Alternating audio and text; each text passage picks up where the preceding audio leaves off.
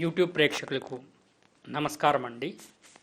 ప్రకృతి, సంస్కృతి, సంస్కృతం అనే ఈ ఛానల్కి స్వాగతం. ఈ ఛానల్ భారతీయ వైదిక భావజాలానికి మరియు ఆధునిక విజ్ఞాన శాస్త్ర భావజాలానికి వారధిలా నిలుస్తుంది. నేను చేసే ఈ వీడియోలు మీకు నచ్చినట్లయితే లైక్ చేయండి, షేర్ చేయండి మరియు జ్ఞానాన్ని విస్తరింపజేయండి. షడ్దర్శనాలు: ప్రకృతి, సంస్కృతి, సంస్కృతం భాగం 7. న్యాయ ప్లస్ వైశేషిక దర్శనం = తర్క సంహితం భాగం 2. క్రిందటి భాగంలో న్యాయ దర్శనం గురించి చర్చించుకున్నాము. ఈ భాగంలో వైశేషిక దర్శనం గురించి చర్చించుకుందాము. వైశేషిక దర్శనం అంటే ఏమిటి? ఈ సృష్టిలో ప్రతి దాంట్లో ఏదో ఒక సత్యం ఉంటుంది. ఆ సత్యాన్ని ఆవిష్కరించడం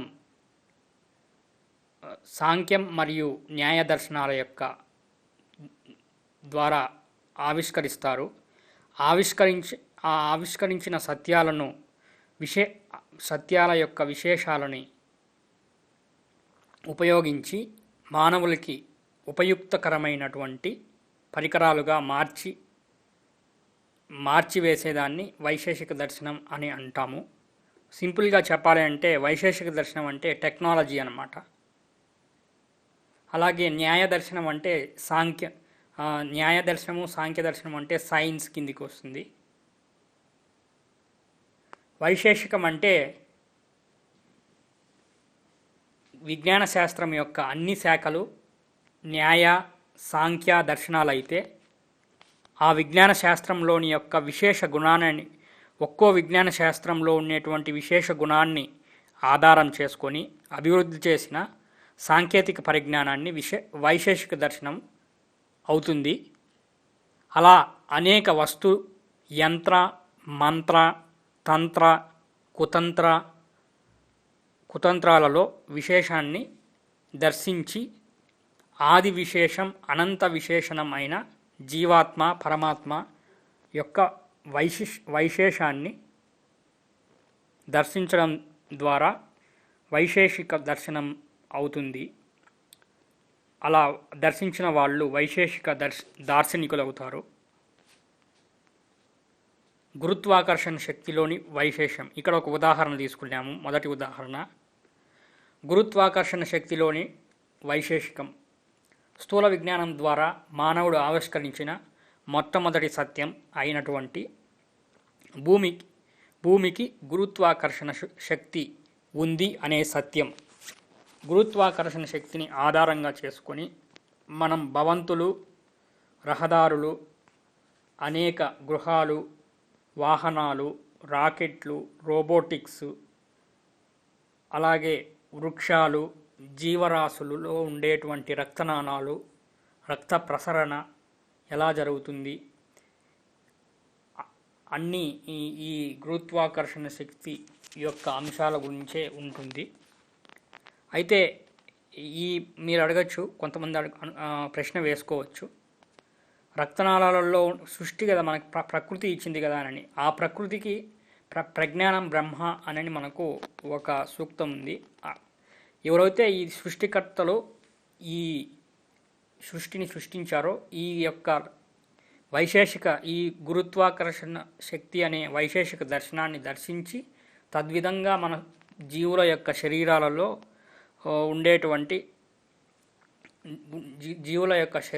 ఉండే రక్తనాళాలలో ప్రసరణ అయ్యేటువంటి రక్తము మరియు ప్రాణవాయువు ఇవన్నీ నిర్మించారు. కాబట్టి ఇది వైశేషిక దర్శనం కిందికే వస్తుంది. భూమికి అయస్కాంత, ఇక్కడ ఇంకొక ఉదాహరణ, భూమి గురించే ఇంకొక ఉదాహరణ ఇచ్చాము. భూమికి అయస్కాంత క్షేత్రం అనే అయస్కాంత తత్వం లేదా అయస్కాంత క్షేత్రం అనే విశేషణం లేకుంటే ఏమవుతుంది? భగవంతుడు భూమికి అయస్కాంత క్షేత్రం అనే విశేషాన్ని ప్రసాదించాడు. కాబట్టి మనము గూగుల్ మ్యాప్ లాంటి నావిగేటర్ యాప్స్ని ఉపయోగిస్తున్నాము, అభివృద్ధి చేసుకున్నాము, ఉపయోగిస్తున్నాము. కానీ భూమి యొక్క అయస్కాంత క్షేత్రం అనే విశేషాన్ని పరమాత్ముని సంకల్పం అని దర్శించడమే వైశేషిక దర్శనం అవుతుంది. విద్యుత్ శక్తిలో విశేషణం. అలాగే ఇంకొక ఉదాహరణ తీసుకున్నాము.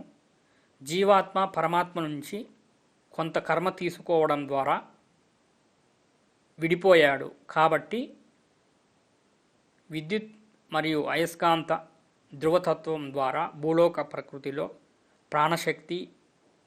ప్రకృతిలోని ప్రాణులలో ప్రాణశక్తి, జడ పదార్థాలలో విద్యుత్ శక్తిగా ప్రవహిస్తున్నాయి. కొన్ని ప్రాణులలో ప్రాణశక్తి ఎక్కువగా జాగృతమై ఉంటుంది.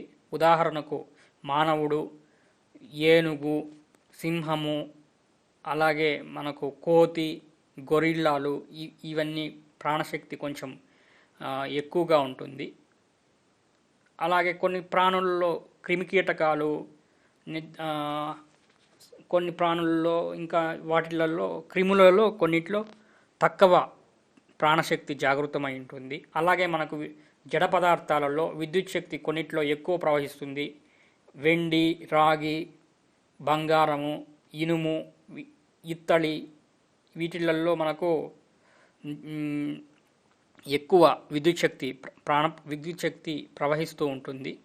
కొన్ని అర్ధవాహకాలు అన్నారు, అవే సెమీ కండక్టర్స్ అంటారు. కొన్నిట్లో అసలే ప్రవహించదు. ఉదాహరణ చెక్క, పేపరు, రబ్బరు, ప్లాస్టిక్, వీటిలలో విద్యుత్ శక్తి ప్రవహించదు. వీటిల్నే బ్యాడ్ కండక్టర్స్ ఆఫ్ ఎలక్ట్రిసిటీ అన్నారు. అలాగే ఇక్కడ మనకు ఇంకొక ఉదాహరణ చెప్తున్నాను. సోహం, అహం, వాహకం, వాహనం. సోహం నుంచి అహంగా విడిపోయింది అహంగా విడిపోయి పరమాత్మ కొన్నిట్లో జడ పదార్థాలను వాహకాల వలె, ప్రాణులలో శరీరాల వలె తన లీలా వినోదం కోసం తయారు చేసుకున్నాడు. సృష్టి ఆదిలో విశ్వాత్మ వస్తువుల్ని, ప్రాణుల్ని సృష్టించేటప్పుడు కొన్నిటికి ఈ ప్రాణులలో ప్రాణశక్తిని ప్రవేశపెట్టాడు. జడ పదార్థాలలో ఆ యొక్క విద్యుత్ శక్తిని ప్రవేశపెట్టాడు. మన శరీరాలలో కూడా విద్యుత్ శక్తి ప్రవహిస్తూ ఉంటుంది. అది దేని వలన ప్రవహిస్తుంది అంటే మనలో ఉండేటువంటి ఆ విశ్వాత్మ ఉన్నాడు కాబట్టి ప్రవహిస్తుంది. లేకపోతే ప్రవహించదు. లేకపోతే మన శరీరం ఒకవేళ ఒక వ్యక్తి మరణించితే ఆ వ్యక్తిలో విద్యుత్ శక్తి ప్రవహిస్తుంది, కానీ ప్రాణశక్తి ప్రవహించదు. ప్రాణశక్తి ప్రాణం ఉంటేనే ప్రవహిస్తుంది, అంటే జీవాత్మ ఉంటేనే ప్రవహిస్తుంది. గణితం ద్వారా వైశేషిక దర్శనం. ఏకమైన సత్యం పరమాత్ముడు జీవాత్మగా విడిపోయి అనేక సత్యాలుగా కల్పించబడినది కాబట్టి మనం వస్తుగణన చేస్తూ ఉన్నాము. కాబట్టి పరమాత్మ జీవాత్మ విడిపోవడం వలన ఒకటి నుంచి అనంతం వరకు గణిస్తూ ఉన్నాము. సాఫ్ట్వేర్లు, ప్రోగ్రాములు రాస్తూ ఉన్నాము. అబ్బా అని జబ్బలు తట్టుకుంటూ ఉన్నాము. జీవాత్మ పరమాత్మ నుంచి విడిపోయాడు కాబట్టి విడిపోవటానికి కర్మకు కారణం వచ్చేసి అనుభూతి పొందాలి అనేటువంటి ఆశ. ఇలా మనకు వైశేషిక గణిత శాస్త్రంలో కూడా ఒక గణిత శాస్త్రాన్ని లో ఉండేటువంటి విశేషణాన్ని గణించడం అనే విశేషణాన్ని దర్శించి అలా దర్శించడం ద్వారా చివరికి మళ్ళా కర్మ, జీవాత్మ, పరమాత్మ అనే వాటికే వచ్చేస్తుంది. కాబట్టి అలా దర్శించినా కూడా నీకు చివరికి వచ్చేది జీవాత్మ, పరమాత్మ అనేది. వైశేషిక దర్శనంలో వివిధ కళలు మనం చూస్తూ ఉంటాం. అక్కడక్కడ కళలు, నాట్యం చేసేవాళ్ళు, అలాగే ఆ కళలన్నిటిలో ఆహా ఏమి బాగా నాట్యం చేస్తుంది ఆమె అని అనుకుంటాము. ఆమెలో ఉండేది కూడా పరమాత్మే. ఆహా ఎంత బాగా నటించాడు ఆ సినిమా హీరో అని అనుకుంటాము. చిత్రం భలే వేశారే అని అనుకుంటారు. ఉపన్యాసం అద్భుతంగా ఇచ్చాడు అనుకుంటారు. ఓహో, వంట ఎంత రుచిగా చేశారో అని ఇతను అని అనుకుంటారు. శిల్పం అద్భుతంగా చెక్కాడు ఈ శిల్పకారుడు అని అనుకుంటాము. ఏమి గమకాలు పాడాడండి ఆయన, సంగీతం ఆలపిస్తే చెవిలో అమృతం పోసినట్లుంది అని అనుకుంటాం. ఇలా కళలు, ఏ కళ తీసుకున్నా కళాకారుడు ఈ జన్మ సాధన ప్లస్ పూర్వజన్మ యొక్క కర్మ, భక్తి, జ్ఞాన ప్రపత్తులే కారణం. కాబట్టి ఏ కళ తీసుకున్నా కానీ చివరికి మళ్ళా నీకు కర్మ, జ్ఞాన, ఆత్మజ్ఞానానికే దర్శిస్తుంది. ఆ కళల్లో ఉండేటువంటి వైశేషికాన్ని మనం దర్శించి చివరికి మళ్ళా మనకు కర్మ, జీవాత్మ, పరమాత్మ అనేటి అంశాలే మళ్ళా చివరికి వస్తాయన్నమాట. సంసార సన్యాసాలలో వైశేషిక దర్శనం. అటు సంసారంలోనూ ఇటు సన్యాసంలోనూ విశేషం ఏమీ లేదు. కర్మయోగంలో విశేషం ఉంది. జీవాత్మ పరమాత్మ జ్ఞానం పొందడంలోనే విశేషం ఉంది.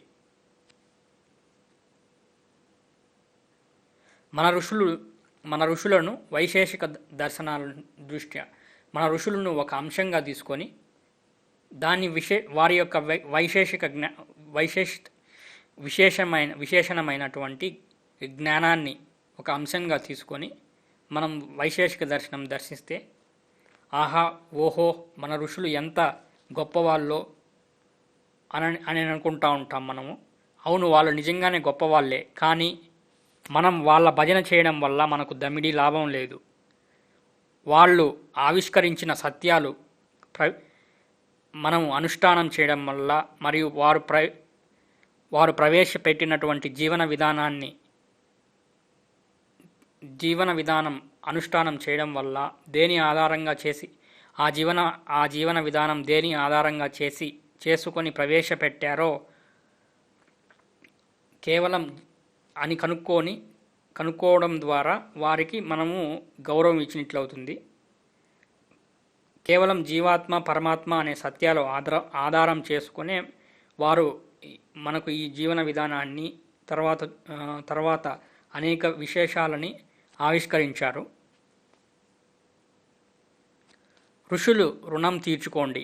ఆయా ఋషులు అందించినటువంటి శాస్త్రాలు అధ్యయనం ద్వారా, ఆచారాలు అధ్యయనం ద్వారా, దర్శనాల ద్వారా మీ యొక్క జీవాత్మను పరమాత్మను లయం చేసుకొని చేయాలని సత్సంకల్పం తీసుకొని ప్రయత్నం చేసి ఆయా ఋషుల రుణం తీర్చుకోండి. వైశేషిక దర్శనంలో వాస్తు మరియు జ్యోతిష్ శాస్త్రము, అలాగే కొత్తగా వచ్చినటువంటి డేటా సైన్స్. వాస్తు జ్యోతిష్ శాస్త్రం లాగానే డేటా సైన్స్ కూడా. డేటా సైన్స్ అనేది మనకు అక్కడ కంప్యూటర్ అనే ఒక యంత్రాన్ని వాడతారు. ఇక్కడ కానీ వాస్తు జ్యోతిష్ శాస్త్రంలో మానవుని యొక్క బుద్ధి, మేధస్సు, అలాగే పూర్వపు ఋషులు ఇచ్చినటువంటి జ్యోతిష్ శాస్త్రాన్ని మనకు ప్రమాణంగా తీసుకొని జ్యోతిష్ శాస్త్ర లెక్కలు కడతారు. పరమాత్మ భూమిని మరియు గ్రహాలను భ్రమణం చేయకపోతే వాస్తు జ్యోతిష్ శాస్త్రం అలాగే కాలగమనము ఎలా వస్తాయి? మానవులు కర్మ ద్వారా కాలం అనే మాయకు లోనయ్యి అవుతూ ఉన్నాడు కాబట్టి, భవిష్యత్తు మీద ఆశ ఉంది కాబట్టి వాస్తు జ్యోతిష్ శాస్త్రం లేదా డేటా సైన్స్ లాంటి వాటిపైన విశేషంగా అధ్యయనం చేస్తారు. అలాగే విశేషంగా దర్శిస్తాము. అలా దర్శించిన తర్వాత చివరికి మళ్ళీ ఆ దర్శించేవాడు ఎవరు? దార్శనికుడే, వ్యక్తే, పర్సనే. అంటే అక్కడ కూడా మళ్ళీ చివరికి జీవాత్మ పరమాత్మ అనే దాని కాన్సెప్ట్ వస్తుంది. కాబట్టి వైశేషిక దర్శనంలో కూడా మనకు జీవాత్మ పరమాత్మ అనే కాన్సెప్టే వస్తుంది చివరికి. వైశేషిక దార్శనికులు మనకు ఇక్కడ వైశేషిక దార్శనికులు ఎవరెవరు అంటే ముఖ్యుల్లో మనకు వైశేషిక దార్శనికుల్లో ముఖ్యంగా మనకు శ్రీ మహావిష్ణువు వస్తాడు, అలాగే దక్షుడు వస్తాడు, ఇంద్రుడు, సప్తర్షులు. ఇంద్రుడు ఎందుకంటే ఆయన టెక్నాలజీ వాడతాడు, అలాగే దక్షుడు కూడా టెక్నాలజీ వాడతాడు, అలాగే సప్తర్షులు, భాగీరథుడు, భరద్వాజ మహర్షి, అగస్త్య మహర్షి, యాజ్ఞవల్క మహర్షి, అర్జునుడు, భృగు మహర్షి, శుక్రాచార్యుడు, బృహస్పతి, ఇలా చెప్పుకుంటూ పోతే చాలామంది ఉన్నారు. అలాగే వ్యాస మహర్షి అన్ని దర్శనాలలో కామన్గా దర్శనమిస్తాడు వ్యాస మహర్షి. అలాగే కలియుగంలో మనకు చాలామంది వాగ్గేయకారులు, అలాగే భక్తులు, వీళ్ళందరూ కూడా వైశేషిక దార్శనికుల కిందకే వస్తారు. ఆర్యభట్టుడు, బ్రహ్మగుప్తుడు, అన్నమాచార్యులు, మాధవాచార్యులు, శ్రీనివాసాచార్యులు, అలాగే శ్రీనివాస రామానుజన్, ప్రముఖ వృక్షశాస్త్రవేత్త అయినటువంటి జగదీష్ చంద్రబోసు, ఇలా చాలామంది ఉన్నారు. కానీ అందరి పేర్లు చెప్పడం చాలా కష్టం కాబట్టి ఇక్కడ కొంతమంది పేర్లు మాత్రమే గుర్తు చేసుకుందాము. పరమాత్మ శేషతల్పుడు, విశేషతల్పుడు. ఈ భూతలంలోనే కాదు, అన్ని తలాలలో పరమాత్మ శేషతల్పుడు లేదా విశేషతల్పుడు, అల్పుడు, స్వల్పుడు, విశ్వకల్పుడు. ఇంతటితో ఈ వీడియో సమాప్తము. మీకు నచ్చినట్లయితే లైక్ చేయండి, షేర్ చేయండి మరియు జ్ఞానాన్ని విస్తరింపచేయండి.